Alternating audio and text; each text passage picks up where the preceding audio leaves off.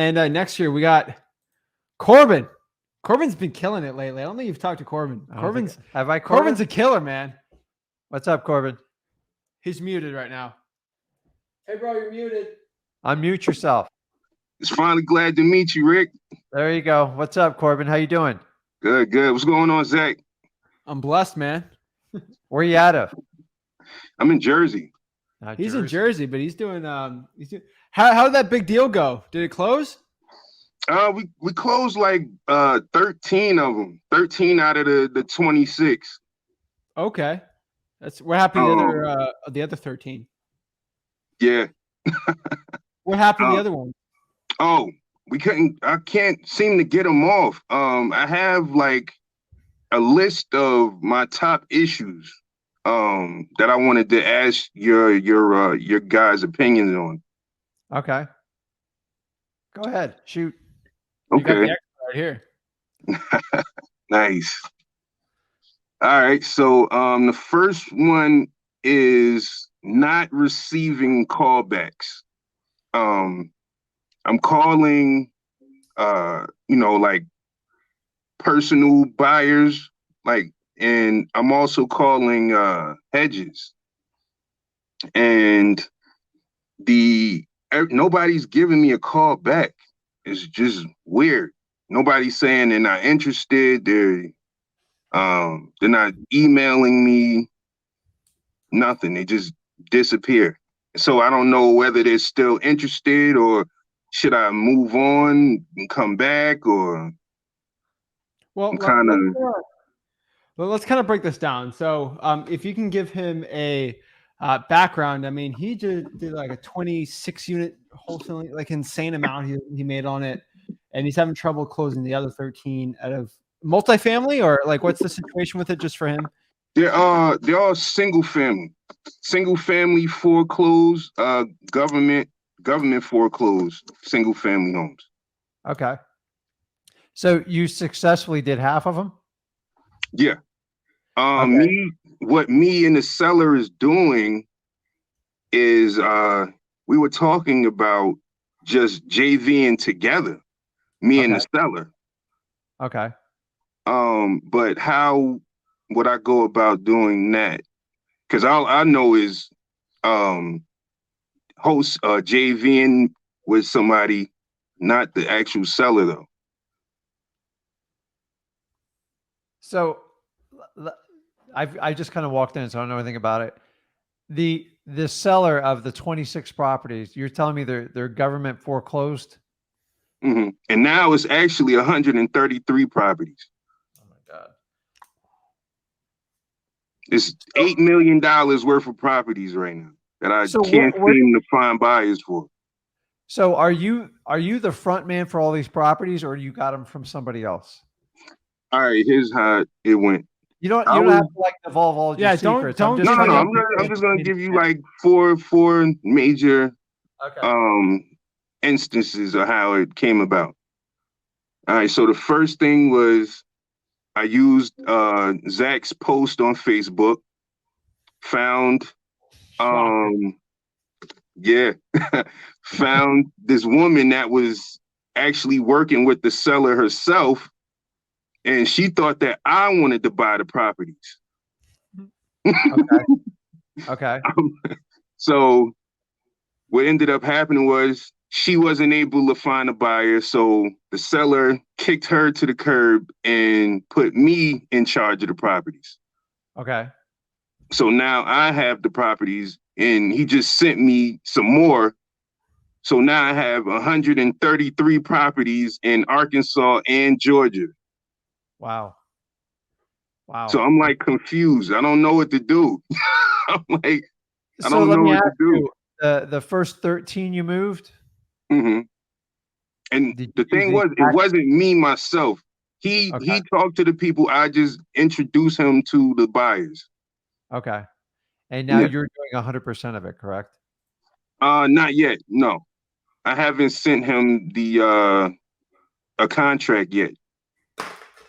So, I mean, honestly, you're just going to have to increase your activity level. And then when you contact these people and they're like kind of ghosting you, not getting back, are you just leaving messages or emails, or what's your primary? I mainly leave voicemails Yeah. if they don't answer. So like an old school technique I used to use when like people wouldn't respond, call them like your like your family or friend. Hey John, give me a call. I got to tell you something. Or John, give me a call. Um, it's important. It's about Mhm. that thing. Just have you ever had someone leave you a message like you can't leave me hanging like that? Now you are tricking them a little bit, but it is what it is. Like it's just so instead of say, hey, this is Corbin. I have some properties. I think you'd be a deep discount. You'd be interested in it. Try some radical like messages. Okay. We use this approach even on like texting, and give someone a reason to call you back. You don't want like, hey, dude, I think your house is on fire. You might want to call me.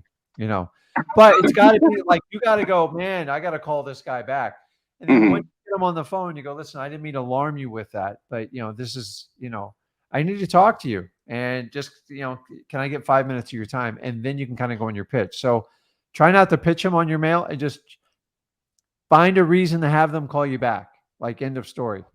Another little secret: when we couldn't get a seller to call us back, we'd stick a for sale sign in the yard, Yeah. and it pisses them off. But they called us, and once we calmed them down, I mean, you want to talk about like leaving 30, 40 messages. So you've got to take like that extra step and just find a way to have them call you without telling them, their hair's on fire. But like your hair's on fire, you got to call me. So Okay. find a creative message and then test it out and see if it works. And understand you're probably going to get a little bit of lecture from them.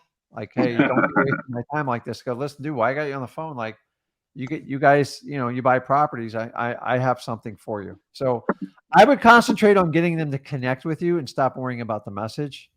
Mm. And then that way you can separate the two, because if they don't connect with you, you can't talk to them and even pitch them. So Mhm. dude, try it. It works. It's especially effective on someone with text. Have you ever been left with a hanging text? Absolutely. Oh, call me. We got issues. Yeah. Yeah. I'm calling you Definitely. 100% of the time. So go extreme. What's the worst case scenario? Like they don't talk to you anymore? Like they're not talking to you now anyway. So, but Mhm. like the amount of properties, it's a good problem you have.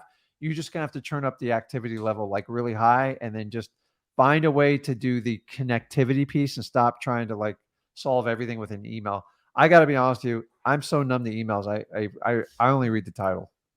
Like I Mm. get so many, it's like it's overwhelming. So email Mhm. is the worst.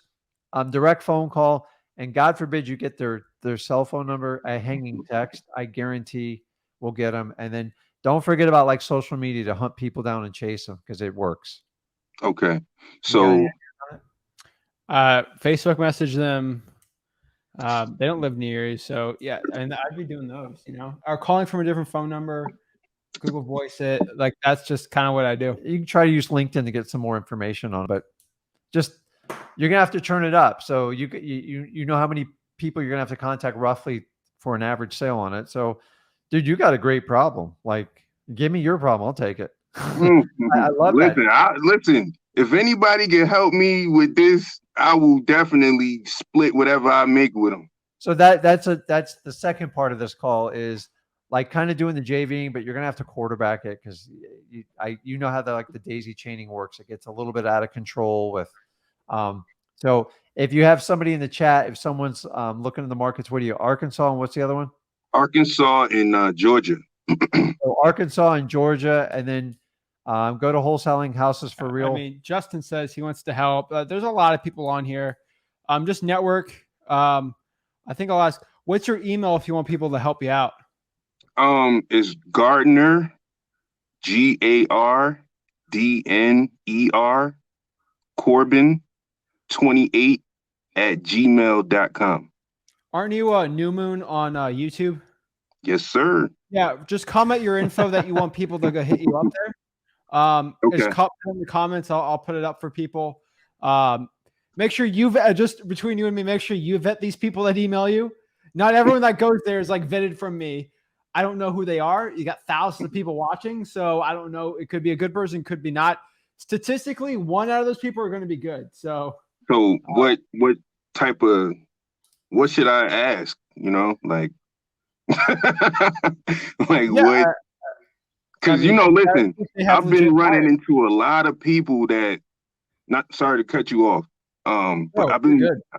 I've been running into a lot of people who just they make it seem like we're gonna be the best of friends. We're gonna make money together. They act like they got the eye of the tiger. Like, honestly, just cut. Like, and then they just disappear, or they just wait for me to do something and hope that they get paid or something. I don't know what's going on. So just you tell them. You've dealt with these people. Honestly, more than that I have. is the biggest problem with the internet. Everyone's like, I call it kind of. It's gonna be bad. Fake book. Oh my god, it's so fake. It's like, listen, be honest with you, I'll help you out, dude. If you haven't flipped the property with you, I'm okay. But like, do you have cash buyers? Like, ask, dude, can you just give me like a snapshot of it real quick? Like, I just hate when they BS you to death, and all they want are addresses out of you, and then they're gonna figure it out later. It's like, listen, just, hey, if you guys got a buyer's list and you're serious that you can prove it, let me know. We'll work with it. But no, here's the thing too. Like, you don't want to like a bad person. It comes down like really quick. Make sure you get a proof of funds from their cash buyer. You don't do an exclusive JV agreement. I think you understand that. Oh yeah, never. It's not exclusive where I agree to split this deal with you. No. Okay. I agree to split the deal if you have a buyer. Okay. And that's it. That's the big issue, because now you're stuck with that partner. Hey, I don't have to deal with you unless you bring the buyer, right? Realtors hate that. Like, oh my gosh, they hate that, but that's the honest truth. So you really won't have an issue. Make sure you get a proof of funds of their buyer, and that's the way you do it, and bring them through their buyer if they want, but that's it. Like, right. What else would you put? Non-exclusive JV agreement. Yeah, non-exclusive. Because they're going to send you an exclusive one and try to lock you up. We ain't going to do that. $5,000 money deposit from that cash buyer. And if that cash buyer, you have to talk to them also, do a 3-way call. That cash buyer has to agree on the price before they walk through. Yeah. And agree to a $5,000 non-refundable deposit. Bring them through, right? After that, what's the big hoopla, right? Yeah. The hardest people on the internet is just getting through all the BS. It's like, and the minute someone lies to you, like, just move on. Like, the reality, it takes so long to find out, because people will go like a whole week of pretending like they're doing something. I know. So just come up with a priority list for them, and if they don't follow through, just move on. So I used to do this when I did bird dogging. I used to spend so much time, and the reality, if I got 100 bird dogs, only 2 or 3 would follow directions. Yeah, so you might get 5 emails. One of them might be good. So what you can do is, if you want, you can even come up with there's so many like types of forms and stuff you can use through Podio, right? Yeah. All these other things where you can just make a form out and go, do me a favor, just fill this stuff out for me, and I'll take a look at it. That way they can't fill out a form, dude. Like, I don't want to work with you. Like, if you can't fill out 7 pieces of it, that's it. And then the minute you suspect something, unfortunately, it's usually true. Like, if they're bullshitting you and type of deal, like, oh, I've got 1,000 cash buyers. It's great. Hey, can you just send me a quick screenshot of that? No, here's the thing. Here's the thing. God. They sit there and they say that they're gonna buy it, and then come back either the same day or another day asking the JV. Yeah. Here's another thing. Did you see that little hedge fund I just found? I hit those people. I don't remember what was that. Are you on your phone or computer? Yeah, I got my other phone right here. All right. So what I'm gonna do is I'll just send you. Actually, I'll just put it up right here. Let me put up the website. I want you to go contact someone on here. They might actually be good. Yeah. I don't think it's worth. It seems like I just vetted them on PropStream. It looks like they're buying houses. I just put it right here. Okay. SFR3.com. I wouldn't trust them 100%, but they're buying. It looks like they're buying everywhere around the U.S. So go give them a shot. You never know. Give them a shot, right? Yeah. So it looks like they're going to flip these houses. So no, I feel you on the trying to help with all these JV guys on the. It's just tough. Like, every deal we get brought to us, it's just like I'm just like got bullet armor. I'm like, I'm just used to it. I'm like, oh, I'm gonna do this, I'll do that for you. It's like, okay, you got 2 days. And it's like, yeah, oh, you got to give me like another 2 weeks. And it's like, I do this and do that. It's like, done. I'm done. I can't deal with it. Like, I don't even I don't even bother letting them know that I'm not working with them no more. Yeah, I know, but like, listen, Corey, you're not there to make friends with them. I'm sure you got plenty of friends. Like, I got to get down to business and I got to take care of my family. And if you can't help me, then that's great. We'll move on. But honestly, I prefer when people tell me I can't do that. I'm like, okay, well, great. I appreciate your honesty. We'll move on. But most people kind of BS you and go, oh, let me like corner your properties and then I'll go find a buyer and come back.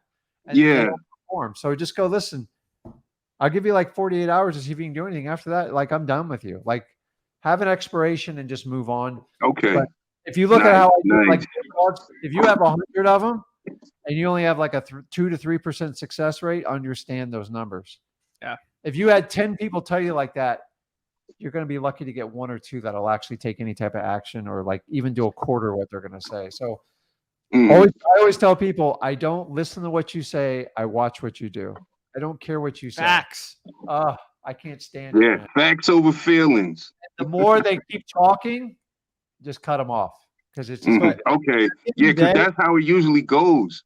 It's like we go through all of these life lessons and everything. You got to control your time. Well, Corbin, it's like wholesaling. Does every single lead turn into a deal? No. You got to go through a lot. So you have to go through a lot of potential cash buyers to find the best ones. You got to kiss a lot of frogs. It sucks. Okay. All right. You do. All right. But the key is I don't want to kiss those ugly frogs. I just want to stick a spear in their head. Some frogs. They drive me nuts, man. So I agree. Yeah. Listen, I took a whole, like, I couldn't, like, what was it? About a month ago, I took like a whole week off from wholesaling. Yeah. Like, I was like, I can't. I was like having anger issues and all types of stuff. I was like, I need a break. In the future, I would get through this. You do what you got to do, but in the future, it's possibly something you could get a VA and you could give them hard rules on how to deal with these people. I just think you get plenty of them doing it. No, I know. I'm just saying, like, in the long run, if he comes across like lots of lists like this, dude, the guys just want to sit there and be driven crazy by all these people that just aren't going to come through on it. So if you had a VA and go, okay, listen. So I would find a process while you're doing this.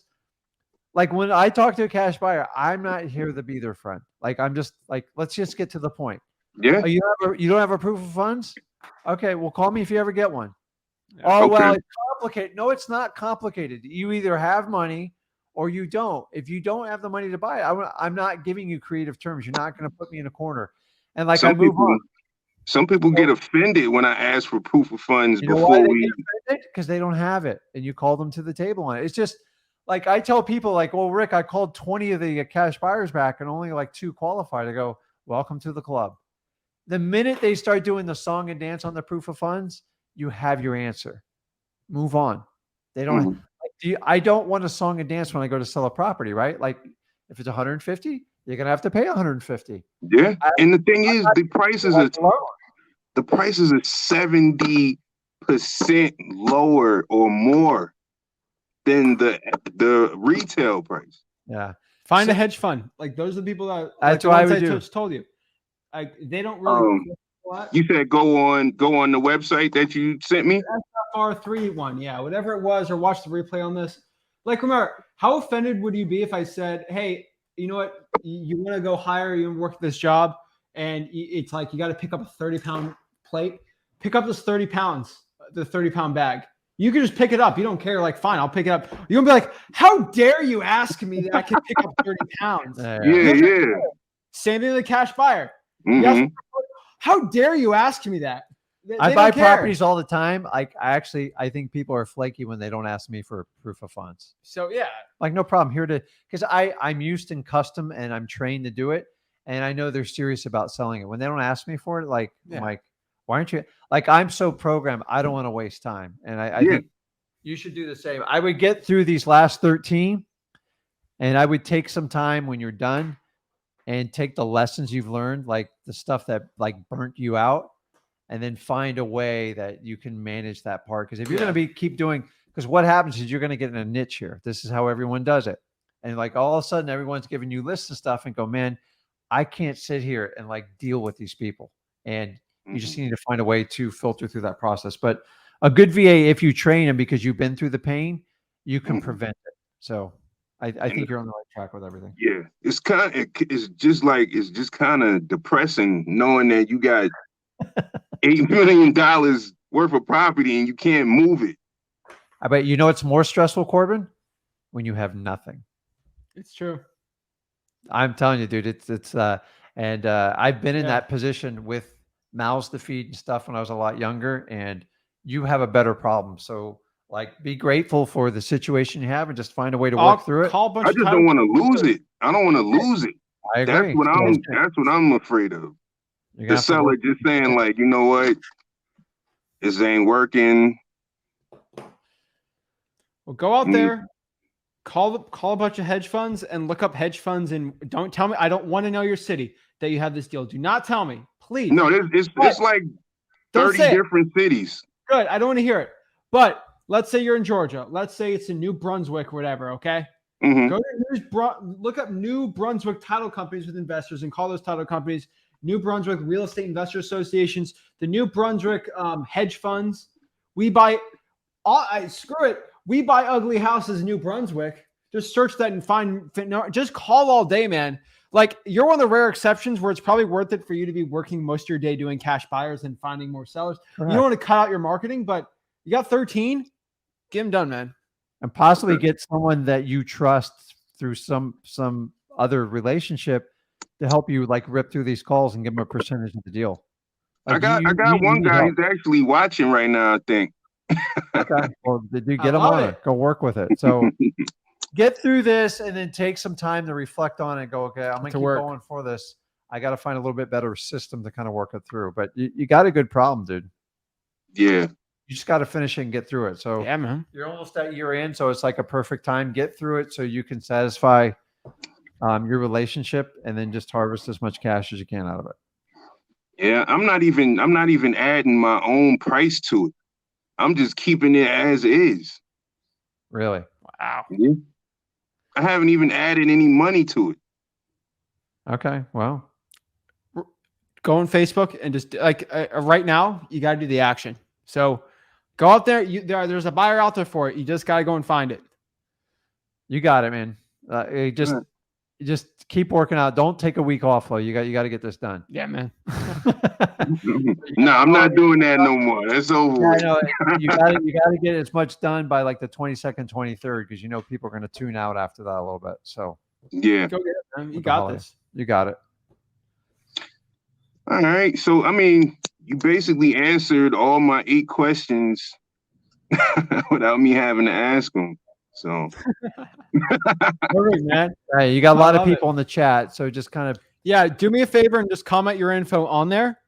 Okay. And then you got to vet through all of them. Yeah, not gonna be fun, man. But go out there and do it. You got this. Probably a little bit better. I got time. It's all right. Okay. All right. You got this. All right, man. Thanks, fellas. Appreciate it. Appreciate it, Corbin. Thank you. Awesome. All right. Take care.